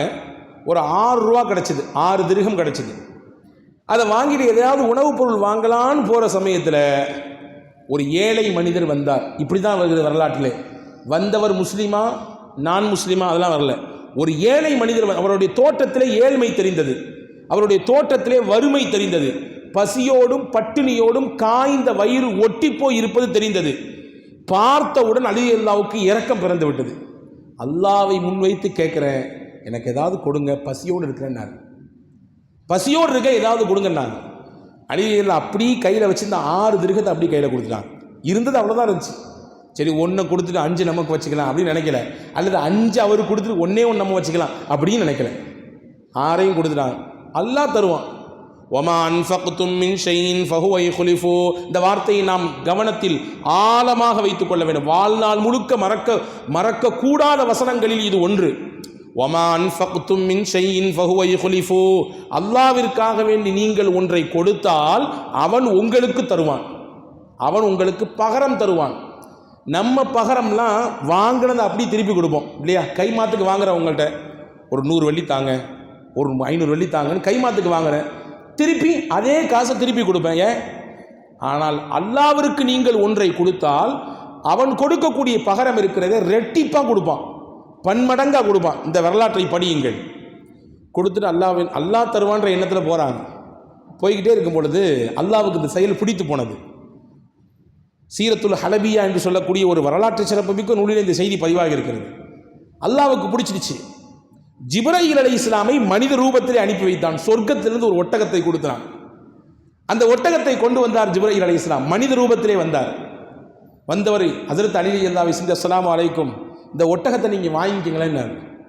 அலிலா சொன்னாங்க, காசே இல்லை, எங்கிட்ட வாங்க, சாப்பாடுறதுக்கு வழி இல்லை, ஒட்டகத்தை வாங்குறதாக்கும். இல்லை வாங்கிக்கங்க, உங்களுக்கு எப்போ காசு வருதோ என்னையை பார்த்து திருப்பி கொடுத்துருங்க, உங்களுக்கு கிடைக்கிற சமயத்தில் திருப்பி கொடுங்க. நீங்கள்லாம் பார்க்குறத பார்த்தா இந்த மாதிரி ஊருக்கு 10 பேர் இருந்தால் போதும், நாங்கள் நல்லா இருப்போம். ஏன் அன்பு சகோதரர்களே, இன்று கொடுத்தவர்கள் சிறப்பாக இருக்கிறார்களா, வாங்கியவர்கள் சிறப்பாக இருக்கிறார்களா என்ற ஒரு பெரிய பட்டிமன்றம் வைக்கணும். கொடுத்தவன் நல்லா இருக்கிறானா அல்லது வாங்கினவங்க சந்தோஷமாக இருக்கிறாங்க, ஒரு பெரிய பட்டியல். இன்ஷா அல்லாஹ் அதை பார்ப்போம். இங்கே பாருங்கள், ஜிப்ரீல் அலைஹிஸ்ஸலாம் கொடுத்துட்டு உங்களுக்கு எப்போ கிடைக்குதோ காசு திருப்பி தந்தால் போதும். சரி, எவ்வளோங்க ரேட்டுன்னு கேட்டாங்க. அலி ரலியல்லாஹு 100 திர்ஹம் என்று சொன்னார் ஜிப்ரீல். மனித ரூபத்தில் இருக்கிறார், தெரியாது அலி ரலியல்லாஹு. சரி தந்துடுறேன் சொல்லிட்டு போகிறாங்க. கொஞ்சம் தூரம் நடந்திருப்பாங்க. அடுத்த சந்தில் இன்னொருத்தர் வர்றாரு. அவர் கேட்கிறார், நல்லா இருக்க ஒட்டகம், இதை நான் வாங்கிக்கிட்டுமான்னு கேட்டார். அல்லாஹ்வுடைய விளையாட்டு, அல்லாஹ்வுடைய வேலை இது. அவர் உள்ளத்தில் இரக்கம் பிறந்ததுனாலே அல்லாஹ் தரக்கூடிய வெகுமதி இது, தாராளமாக வாங்கிக்கங்க. சரி, நீங்கள் எவ்வளோக்கு வாங்கினீங்கன்னு கேட்டார் அவர் வந்தவர். அலி எல்லாம் வெள்ளந்தியாக சொல்லிடுறாங்க. நம்ம முதல்ல சொல்லுவோமா, அசலை சொல்லுவோமா? அசல் நமக்கு மட்டும் தெரியும், நமக்கு புரிகிற லாங்குவேஜில் போட்டு வச்சுருப்போம். அலி எல்லாம் வெள்ளந்தியாக சொல்லிடுறாங்க. 100 திர்ஹத்துக்கு வாங்கினாங்க அப்படின்னாரு. வந்தவர் சொன்னார், நான் 160க்கு உங்கள்கிட்ட வாங்கிக்கிறேன் அப்படின்னாரு. 100 திர்ஹத்துக்கு வாங்கினீங்களா? நான் 160 கொடுத்து உங்கள்கிட்ட வாங்கிக்கிறேன். ரொம்ப சந்தோஷம், வாங்கிக்கங்கன்னு நாங்கள் கையில் ஒட்டகத்தை கொடுத்தாங்க, இங்கிட்டு காசை கொடுத்தாரு. 160 திர்ஹம் கையில் இருக்குது. அப்படியே கொஞ்சம் தூரம் நடந்தாங்க. இன்னொரு சந்தில் மறுபடியும் அவர் வந்தார். ஒட்டகத்தை வித்தாரல்ல ஜிப்ரீல் அலைஹிஸ்ஸலாம் மனித ரூபத்தில். என்னங்க ஒட்டகத்தை காணோம்? விற்றுப்பிட்டேன். மாஷா அல்லாஹ். எவ்வளோ குத்திங்க? 160க்கு விற்றேன். 60 ரூபா நீங்கள் வச்சுக்கங்க, எனக்கு என் காசு மட்டும் தாங்க, எனக்கு என்னுடைய முதலை மட்டும் கொடுங்க 100. ஓகே, இப்போ 60 திர்ஹம் இருக்குது கையில். நேராக போனாங்க வீட்டுக்கு, மனைவிட்ட. பார்த்தியா 60 திர்ஹம் விழுந்துருக்கு. நம்ம வீட்டில் உள்ள பெண்களாக இருந்தால் சரி சரி வந்தவரை லாபம், போங்க போங்க வைங்க உள்ளே வைங்க அப்படின்னு சொல்லியிருக்கலாம். அது ரசூலுல்லாஹ்வுடைய வீட்டில் வளர்ந்த பிள்ளையாச்சே, நாயகத்தினுடைய திருமகளாச்சே. நான் கொடுத்த துணி அவ்வளோ ரேட்டு போகாத, 60 எப்படி? இந்த மாதிரி சம்பவம் நடந்துச்சு. சரி, இதை ஹலாலா என்று ரசூலுல்லாஹ்ட்ட கேட்டால் தான் நான் கை வைப்பேன்ட்டாங்க அந்த அம்மா. வீட்டில் இருக்கக்கூடிய ஒவ்வொரு தாய்மார்களும் இந்த சிந்தனைக்கு வந்துவிட்டால், அன்பர்களே, நாம் உறுதியாக நம்பலாம், நாம் எந்த காலமும் ஹராமின் பக்கம் போய்விட மாட்டோம். வீட்டில் இருக்கக்கூடிய ஒவ்வொரு தாய்மார்களும் ஹலாலை தவிர ஒத்த ரூபா வீட்டுக்கு வந்துச்சுன்னா சாப்பாடு கிடையாது, கை வைக்க மாட்டேன் என்று உறுதியாக அந்த பெண்கள் சொல்ல துவங்கிவிட்டால் சமுதாயத்தில் மிகப்பெரிய மாற்றங்கள் வரும். இன்னைக்கு நிறைய வீடுகளில் சொல்லக்கூடிய தாய்மார்கள் உண்டு, நிச்சயமாக நம்புகிறோம். அந்த மாதிரி நிறைய இல்லங்கள் இருக்கிறது, நிறைய உள்ளங்கள் இருக்கிறது. ஹலாலை தவிர்த்து வேறு எதையும் தொட்டுவிட மாட்டேன் என்கின்ற சிறந்த பார்வையோடு வாழ்பவர்கள் உலகத்தில் இருக்க தான் செய்கிறாங்க. அல்லாஹ் அதற்கான வழிகளை கொடுக்க தான் செய்கிறான். ரசூலுல்லாஹ்ட்ட போனாங்க, கதையை சொன்னாங்க. ரசூலுல்லாஹ் சொன்னாங்க, அலி, ஒட்டகத்தை உங்கள்கிட்ட கொண்டு வித்தவர் ஜிப்ரீல், அதை வாங்கினவர் மீகாயில், அல்லாஹ் அந்த ஒட்டகத்தை சொர்க்கத்திலேருந்து கொடுத்தாங்க, வச்சிங்கன்னு நாங்கள் ரசூலுல்லாஹ். அல்லாஹ் கொடுத்த வெகுமதி என்றார்கள் பெருமானா ஸல்லல்லாஹு அலைஹி வஸல்லம். அன்பு சகோதரர்களே, பிறரின் மீது அக்கறையோடு பார்த்த பார்வைக்கு அல்லாஹ் கொடுத்த பரிசு, பிறரின் மீது கரிசனத்தோடு பார்க்கிற பார்வைக்கு அல்லாஹ் தருகிற பரிசு. எனவேதான் நீங்கள் பார்க்கிற பார்வை, உங்களை சுற்றி இருப்பவர்கள் எந்த மதத்தை சேர்ந்தவர்களாக இருந்தாலும் சரிதான், அவர்களுடைய நெருக்கடி, ஒரு சங்கடம், பிரச்சனை என்று வந்தால் நிற்கக்கூடிய முதல் நபராக நீங்கள் இருப்பீர்களே, ஆனால் இது இஸ்லாம் உங்களுக்கு தந்த பெரிய பாக்கியம் என்பதை நாம் புரிந்து கொள்ள வேண்டும். பாகுபாடு கற்பிக்க கூடாது. அவங்க நம்மாலா இல்லையா, வேறையா, அவங்களா அப்படி இந்த மாதிரியான பேச்சுகளை கூட தவிர்க்க வேண்டும் என்று மார்க்கம் சொல்லுகிறது. மதீனாவுடைய கடை வீதியில் ஒரு சம்பவம் நடந்துச்சு, ஹதீஸிலே பதிவாக இருக்கிறது. ஒருத்தவர் வர்றாரு, அவர் யூத மதத்தை சேர்ந்தவர். வந்தார், ஒரு ஜாமானை வாங்கினார். வாங்கின உடனே அதை விற்றவர் ஒரு அன்சாரி, மதீனத்து அன்சாரி தோழர், சஹாபி. வந்தவர் கேட்டார், யூத மதத்தை சேர்ந்தவர் கேட்டார், இந்த பொருளை இவ்வளவு ரூபாய்க்கு தான் நான் வாங்குவேன் அப்படின்னாரு. விற்றவர் சொல்கிறாரு, இல்லை இவ்வளோ ரூபாய் கொடுக்க முடியாது, அது ரொம்ப கஷ்டம். வந்தவர் சொன்னார், அந்த சகோதர சமயத்தை சேர்ந்தவர் சொன்னார், வல்லதி இஸ்தஃபா மூசா அலைஹிஸ்ஸலாம் அலல் பஷர், மனிதர்களிலே மூசா அலைஹிஸ்ஸலாமை ரசூலாக தேர்ந்தெடுத்தானே அந்த இறைவனில் சத்தியமாக சொல்கிறேன், இதுக்கு மேலே 1 ரூபா கூட்டி தர மாட்டேன்னாரு. அப்படி சொல்லிட்டார். யூத மதத்தை சேர்ந்தவர்களுக்கு மூசா அலைஹிஸ்ஸலாம் ரொம்ப நெருக்கமாச்சே. மூசா அலைஹிஸ்ஸலாமை சொல்லி சத்தியம் செய்கிறார். எதிர்த்தார் நிற்கிறவர், விற்பனை செய்கிறவர் முஸ்லீமு, ரசூலுல்லாவை ஏற்றுக்கொண்ட ஒரு அன்சாரி சஹாபி, என்னது மூசா அலைஹிஸ்ஸலாம் சத்தியம் பண்ற விட்டாரு, ஓங்கி ஒரு அறை கண்ணத்திலே அடி விட்டார். என்னது முகமது நபி இறை தூதர் இறுதி தூதர் இருக்கும் சமயத்தில் மூசா அலைஹிஸ்ஸலாம் பேர் இங்கெங்க உங்களுக்கு வருது, எப்படி நீ சொல்லலாம் அப்படின்ற மாதிரியான ஒரு தோரணையிலே அடித்து விட்டார். அடியை வாங்கினவர் கண்ணத்தை தடவை ரசூலுல்லாஹ்ட்ட போயிட்டார். யார் ரசூலுல்லாஹ், கதையை கேட்டீங்களா? முகமது அவர்களே, உங்களின் தோழரில் ஒருவர், நான் விற்பனைக்காக வேண்டி போனேன், ஒரு ஜாமானை வாங்க, கூடுதல் குறைச்சலாக பேச்சுவார்த்தை நடப்பது என்பது சகஜம். அப்படி பேசும் பொழுது யதார்த்தமாக இறை தூதர் மூசாவை நான் பெயரை சொல்லிவிட்டேன், ஓங்கி ஒரு அறை கொடுத்து விட்டார் எனக்கு அப்படின்னு சொன்னாங்க. உண்மையான இன்னைக்குள்ள காலகட்டத்தை வச்சு யோசிப்போம், நம்ம ஆளு நம்ம மேலே ரொம்ப பிரியமாக இருக்கார், எங்கேயுமே நம்மளை விட்டு கொடுக்குறதே இல்லை பாரு, நம்மளால் கரெக்டாக இருந்திருக்கான்னு நம்ம சொல்லியிருப்போம். ரசூலுல்லாஹி ஸல்லல்லாஹு அலைஹி வஸல்லம் இந்த வார்த்தையை கேட்ட உடனே முகமெல்லாம் மாறி போய்விட்டது. ரசூலுல்லாஹ்வின் முகம் மஞ்சரித்து விட்டது. சொன்னாங்க, எவ்வளவு தைரியம் ஒரு பிற மதத்தை சேர்ந்த ஒரு சகோதர சமயத்தை சேர்ந்த ஒருவர் மீது கையை உயர்த்துவதற்கு. நாம் இங்கே பெரும்பான்மையாக வாழுகிறோம், முஸ்லீம்கள் அடர்த்தியாக மதீனாவிலே வாழுகிறோம், யூத சமூகம் சிறுபான்மையாக இருக்கிறது என்பதினாலே இவங்களை அடிச்சா கேட்கறதுக்கு யார் இருக்கா என்ற தைரியத்தில் நீங்கள் கையை நீட்டினீர்களா? நபிமார்களுக்கு இடையிலே வேறுபாடு காட்டுவதற்கு உங்களுக்கு யார் கொடுத்தார் அதிகாரம் என்று கேட்டார்கள். ஹஸரத் ஸல்லல்லாஹு அலைஹி வஸல்லம், லா துஃபல்லிலு பைனல் அம்பியா, அம்பியாவுக்கு இடையிலே நீங்கள் வேறுபாடு காட்டாதீர்கள், இவர் தான் வசதி, இவர் வசதி இல்லை, கொஞ்சம் குறைவு அப்படின்னு சொல்லி காட்ட வேண்டிய தேவையில்லை. ஏன் இப்படி செஞ்சீங்கன்னு சொல்லி கண்டித்தார்கள், கோபப்பட்டார்கள். அந்த அன்சாரி சஹாபி தன்னுடைய தவறை நினைத்து வருந்தினார். வருந்தினார் என்பது மட்டுமல்ல, அந்த யூத சமூகத்தை சேர்ந்த அந்த மனிதரிடத்திலே, அந்த சகோதர சமயத்து அந்த நண்பரிடத்திலே அதற்கான மன்னிப்பை கேட்டார். அதற்கான நஷ்ட ஈடு என்ன கொடுக்க வேண்டுமோ சொல்லுங்கள், நான் தருகிறேன் என்று சொல்லும் அளவிற்கு ரசூலுல்லாஹ் எல்லா சமய மக்களோடும் இணைந்து வாழ்ந்த அந்த உன்னதமான வாழ்க்கையை நாம் நம்முடைய வாழ்க்கைக்குரிய பாடமாக எடுத்துக்கொள்ள வேண்டும். ரசூல் ஸல்லல்லாஹு அலைஹி வஸல்லம் அவ்வளவு இணங்கி நடந்தாங்க. ஹதீஸிலே வந்திருக்கிறது பாருங்கள், நஜிரான் என்று ஒரு பகுதி இருந்தது. அந்த நஜிரான் தேசத்தில் அதிகமாக கிறிஸ்துவர்கள் வாழ்ந்தார்கள். கிறிஸ்துவ மதத்தை பின்பற்றக்கூடிய மக்கள் நிறைய வாழ்ந்தாங்க. ஒரு நாள் ரசூலுல்லாவை சந்திக்கிறதுக்காண்டி அங்கே எங்கே வர்றாங்க, மஸ்ஜித் நபவிக்கு வர்றாங்க. இப்னு இஸ்ஹாக் என்று சொல்லக்கூடிய அற்புதமான வரலாற்று ஆவணத்திலே இந்த செய்தி பதிவாக இருக்கிறது. நஜிரான் தேசத்து பாதிரிமார்கள் ரசூலுல்லாவை சந்தித்து சில உரையாடல் அப்போ வந்தாங்க. அஸ்ர் தொழுகை முடிஞ்சது. அவங்களுக்குரிய ஜபம் செய்யக்கூடிய நேரம் அது, அவங்க வழிபடுவதற்குரிய நேரம். அப்போ அவங்க, நாங்கள் இங்கே வழிபட்டுக்கிட்டோமான்னு கேட்டாங்க ரசூலுல்லாஹ்ட்ட. விட்டுட்டாங்க. அவங்க கிழக்கு திசையை நோக்கி திரும்பி வணங்குவதற்கு ஆயத்தமான சமயத்திலே சுற்றி இருந்த சஹாபாக்கெல்லாம் போய் அவங்களை தடுக்க போயிட்டாங்க. எங்கே வந்து என்ன வணக்கம், எந்த இடத்துல வந்து நின்றுக்கிட்டு யாரை நீங்கள் வணங்குறீங்க அப்படின்ற மாதிரியான கேள்வியோடு அவர்களை தடுக்க போனார்கள்.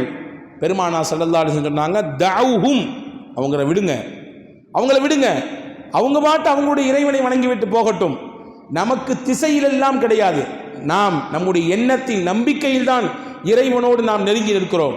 அவங்க விடுங்க, அவங்க பாட்டு அவங்களுடைய வணக்கத்தை செய்யட்டும். ஃபஸ்தக்பலு அல் மஷ்ரிக ஃபஸல்லு ஸலாத்தஹும், கிழக்கு நோக்கி திரும்பி அவர்கள் வணங்கிய வணக்க வழிபாடு அங்கே நடந்தது. ரசூலுல்லாஹ்வுக்கு முன்பாகவே அனுமதித்தார்கள். இதை கவனிக்கணும், இந்த அனுமதி என்பது ஒரு பேரளவிலே கிடையாது. இந்த அனுமதி தான் அவர்களுடைய உள்ளத்தை ஒரு மாற்றத்தை ஏற்படுத்தியது. இஸ்லாம் எவ்வளவு விசாலமான மார்க்கமாக இருக்குது, இறுகிய மார்க்கமாக இல்லையே, நாங்கள் தான், எங்களை மீறி எதுவும் கிடையாது அப்படின்ற மாதிரியான இருமார்ப்பு கொள்கையோடு உள்ள ஒரு மதமாக மார்க்கமாக தெரியவில்லையே என்ற புரிதலை அதுதான் கொடுத்தது. எனவே தான் அவங்க போகும்போது ரசூலுல்லாஹ்ட்ட கேட்டாங்க, உங்கள் மார்க்கத்தை எங்களுக்கு சொல்லித்தரதுக்கு ஒரு ஆளை அனுப்புங்கன்னு கேட்டாங்க. ரசூலுல்லாஹ் நடந்து கொண்ட இந்த நடவடிக்கை அவர்கள் உள்ளத்தில் எப்படியான மாற்றத்தை கொடுத்தது என்றால், உங்கள் மார்க்கத்தை எங்களுக்கு சொல்லித்தரதுக்கு ஒரு நம்பிக்கையான ஒரு மனிதரை எங்களுக்கு அனுப்புங்களேன் என்று கேட்டார்கள். அப்பதான் ஸல்லல்லாஹு அலைஹி வஸல்லம் சொன்னாங்க, லஅபஅஸன்ன இலைக்கும் ரஜூலன் அமீனன் ஹக்க அமீனின், ஒரு சிறந்த நம்பிக்கையாளரை உங்களோடு நான் அனுப்பி தருகிறேன். அவருடைய நம்பிக்கைக்கு நான் உத்தரவாதம். அவர் எவ்வளவு தூரம் அவர் நம்பிக்கையாளர், மோசடியை விட்டு அப்பாற்பட்டவர், நம்பிக்கைக்கு எதிரானவர் என்பதெல்லாம் கிடையாது, 100% அவர் நம்பிக்கையாளர், அதற்கு நான் கேரண்டி என்று சொல்லி ஹஜ்ரத் ஸல்லல்லாஹு அலைஹி வஸல்லம் அபூ உபைதத் இப்னுல் ஜர்ராஹ் ரலியல்லாஹு அன்ஹு அவர்களை பெருமானார் ஸல்லல்லாஹு அலைஹி வஸல்லம் அந்த நஜ்ரான் தேசத்து மக்களோடு அனுப்பி வைத்ததாக ஒரு வரலாற்று குறிப்பு இருக்கிறது. எனவே அன்பு சகோதரர்களே, சுற்றி இருக்கக்கூடிய மக்களை அரவணைத்து அவர்களோடு இணங்கி போகக்கூடிய உயர்ந்த பழக்கத்தை, உயர்ந்த பண்பை இஸ்லாம் நமக்கு அழகாக காட்டுகிறது. அன்பான சகோதரர்களே, அதுதானே ஒரு சிறந்த அழைப்பாக இருக்கும். அவர்களிடத்தில் போய் மார்க்கத்தை பற்றி நீண்ட நேரம் மணிக்கணக்கில் பேசி, அல்லது இப்படியெல்லாம் எங்களுடைய மார்க்கத்திலே ஆதாரங்கள் இருக்கிறது என்று எடுத்து காட்டுவதை விட நம்முடைய நடவடிக்கை தான் அவர்களுடைய உள்ளத்திலே மாற்றத்தை ஏற்படுத்தும். நம்முடைய பேச்சுவார்த்தை, நம்முடைய கொடுக்கல் வாங்கல் தான் அவர்களுடைய உள்ளத்திலே மாற்றத்தை ஏற்படுத்தும். உங்களுக்கு தெரியும் என்று நினைக்கிறேன், நம்முடைய தாய்நாடு இந்தியாவிற்கு இஸ்லாம் எப்படி வந்தது உங்களுக்கு தெரியும். கேரளாவிலே கொடுங்கலூர் என்று சொல்லக்கூடிய ஒரு இடத்துல இன்னைக்கும் ஒரு மஸ்ஜித் இருக்கிறது. அதுதான் இந்தியாவிலே தி மோஸ்ட், அதாவது ரொம்ப பழமையான ஒரு மஸ்ஜித். அது எப்படி இஸ்லாம் அங்கே வந்தது என்றால், சேரமான் பெருமான் என்று சொல்லக்கூடிய ஒரு மன்னர் அந்த சமயத்தில் அங்கே ஆட்சி செய்து கொண்டிருந்தார். அவர்தான் தாஜுத்தீனாக மாறுகிறார். அல்லாஹ்வுடைய பெரிய குதிரத், நாயகத்தின் காலத்திலே வாழ்ந்தவர் அவர். ரசூலுல்லாஹ் மக்காவிலே அங்கே வாழ்ந்த மக்களுக்கு ஏகத்துவத்தை எடுத்துச் சொல்வதற்காக வேண்டிய அற்புதத்தை பல காட்டினார்கள். அந்த அற்புதங்களிலே ஒன்று, வானத்தில் இருக்கக்கூடிய நிலவை தன்னுடைய கையால் சுட்டி காட்டினாங்க. அது ரெண்டா பிளந்து அப்படி ஒட்டுச்சு. அது அல்லாஹ்வின் அதிசயம். அது ரசூலுல்லாவுக்கு அல்லாஹ் கொடுத்த மோஜிசா. அதை பார்த்து அவங்க சொன்னாங்க, இதுவும் அவர் செய்யக்கூடிய சிஹ்ர் தான், சூனியம் தான் அப்படின்னு சொல்லிட்டு போயிட்டாங்க. அந்த பகுதி மக்களுக்கு தெரியல, விளங்கலை.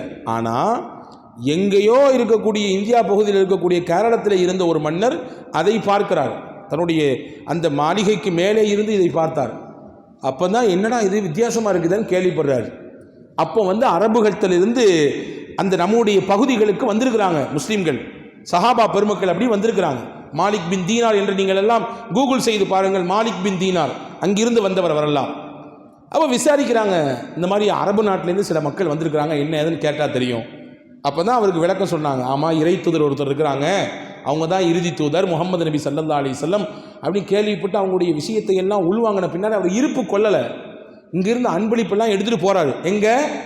மக்காவுக்கு போகிறார், ரசூலுல்லாவை சந்திப்பதற்காக. நம்முடைய மண்ணிலிருந்து கிளம்பி போனாராம். அங்கே போய் நபிகளை சந்தித்து கையை பிடித்து இஸ்லாத்தை ஏற்றுக்கொண்டு ரசூலுல்லாஹ் அவருக்கு வைத்த பெயர் தான் தாஜுத்தீன். இந்த தீனுக்கு கிரீடமாக இருக்கக்கூடியவர் என்ற பெயரை கொடுத்தாங்க. அல்லாஹுடைய கிருபை, அவர் வரும்பொழுது அவருடைய தோழர்களோடு சேர்ந்து வந்தவர் தான் மாலிக் பின் தீனார். அவரிடத்தை சொல்லிக்கிட்டே வந்தார், நம்ம பகுதியில் ஒரு மஸ்ஜித் கட்டணும், அந்த மஸ்ஜிதிலே மக்களை அழைக்க வேண்டும், எல்லா மக்களுக்குமான இந்த தூதுத்துவத்தை அந்த மக்களுக்கு எடுத்து சொல்ல வேண்டும் என்று சொன்னாராம். அல்லாஹுடைய நாட்டம் வரக்கூடிய வரியிலேயே அவருடைய ரூஹு பிரிந்து விட்டது. அவர் இறந்து போன இடம்தான் ஓமனிலே இன்னைக்கு இருக்குது, சலாலா என்று சொல்லக்கூடிய ஒரு பகுதி. அந்த பகுதியிலே இன்னைக்கும் அவருடைய மன்னரை அடக்கஸ்தலம் இருக்கிறது. அங்கே அடக்கிவிட்டு மாலிக் பின் தீனா மட்டும் வந்து விட்டார். வந்து பிறகுதான் இங்கே கட்டினார் பள்ளிவாசலை. கொடுங்கலூரிலே முதல் பள்ளிவாசல் இந்தியாவிலே கட்டப்பட்டது. அதுதான் மஸ்ஜித் சேரமான் பெருமாள். இன்னைக்கும் அந்த பள்ளிவாசல் இருக்கிறது. இங்கே சொல்ல வரக்கூடிய செய்தி என்னன்னா, இஸ்லாம் முதலிலே நம்முடைய மண்ணிலே எப்படி பரவியது என்றால், அவர்களுடைய பேச்சு, அவர்களுடைய நடவடிக்கை எப்படி நடந்துக்கிட்டாங்க, அவங்க எப்படி வியாபாரம் பண்ணாங்க, எப்படி கொடுக்கல் வாங்கல் பண்ணாங்க, எப்படி பேசினாங்க, அடுத்தவங்கள்ட்ட எப்படி நடந்து கொண்டாங்க, இந்த நடவடிக்கையெல்லாம் சேர்ந்துதான் அவர்களிடத்தில் இஸ்லாத்தின் மீது ஈர்ப்பை ஏற்படுத்தியது. பிற மக்களும் பார்த்து இந்த மார்க்கம் தெளிவாக இருக்கிறது, எவ்வளவு தூரம் தொலைநோக்கு பார்வை உள்ள மார்க்கமாக இருக்குது அப்படின்னு யோசிக்க வச்சது மட்டும் இல்லை, அதை நோக்கி மக்களை நகர்த்தவும் செய்ததென்றால் ரசூலுல்லாஹ்வுடைய இந்த பெரிய மிகச்சிறந்த வழிகாட்டுதல் தானே. எனவே தான் பாலஸ்தீனம் வெற்றி கொள்ளப்படுகிறது. இன்னைக்கு பாலஸ்தீனம் மிகப்பெரிய வலியையும் வேதனையும் அந்த மக்கள் உணர்ந்து கொண்டிருக்கிறார்கள். நிச்சயம் அல்லாஹ் அவர்களுக்கு வெற்றியை தருவான். உலக முஸ்லிம்கள் யாவரும் துவா செய்து கொண்டிருக்கிறோம். நிச்சயம் நம்முடைய வாழ்நாளிலேயே அல்லாஹ் அதை நமக்கு காட்டி தருவான். அன்பர்களே, அந்த பாலஸ்தீனம் வெற்றி கொள்ளக்கூடிய சமயத்தில் பாலஸ்தீனத்தில் இருக்கக்கூடிய மக்கள் எப்படி நடந்துக்கிட்டாங்க? 2 யுத்தம் நடந்தது, சிலுவை யுத்தம். 2ஆம் சிலுவை யுத்தத்திலே சுல்தான் சலாஹுத்தீன் அய்யூபி என்று சொல்லக்கூடிய ஒரு பேரறிஞர், மிகப்பெரிய தளபதி, அவருடைய தலைமையில் தான் வெற்றி கொள்ளப்படுது. எப்படி நடந்துகிட்டார் அவர் அங்கே இருந்த மக்களிடத்தில், குறிப்பாக கிறிஸ்துவ மக்களிடத்தில் எப்படி நடந்து கொண்டார்? ஒரு முஸ்லீம் தலைவர் இவர். ஒரு சொட்டு ரத்தம் சிந்தவில்லை. அங்கே இருக்கக்கூடிய மக்கள் பிணையீட்டு தொகை கொடுங்கள் என்று சொன்னார்.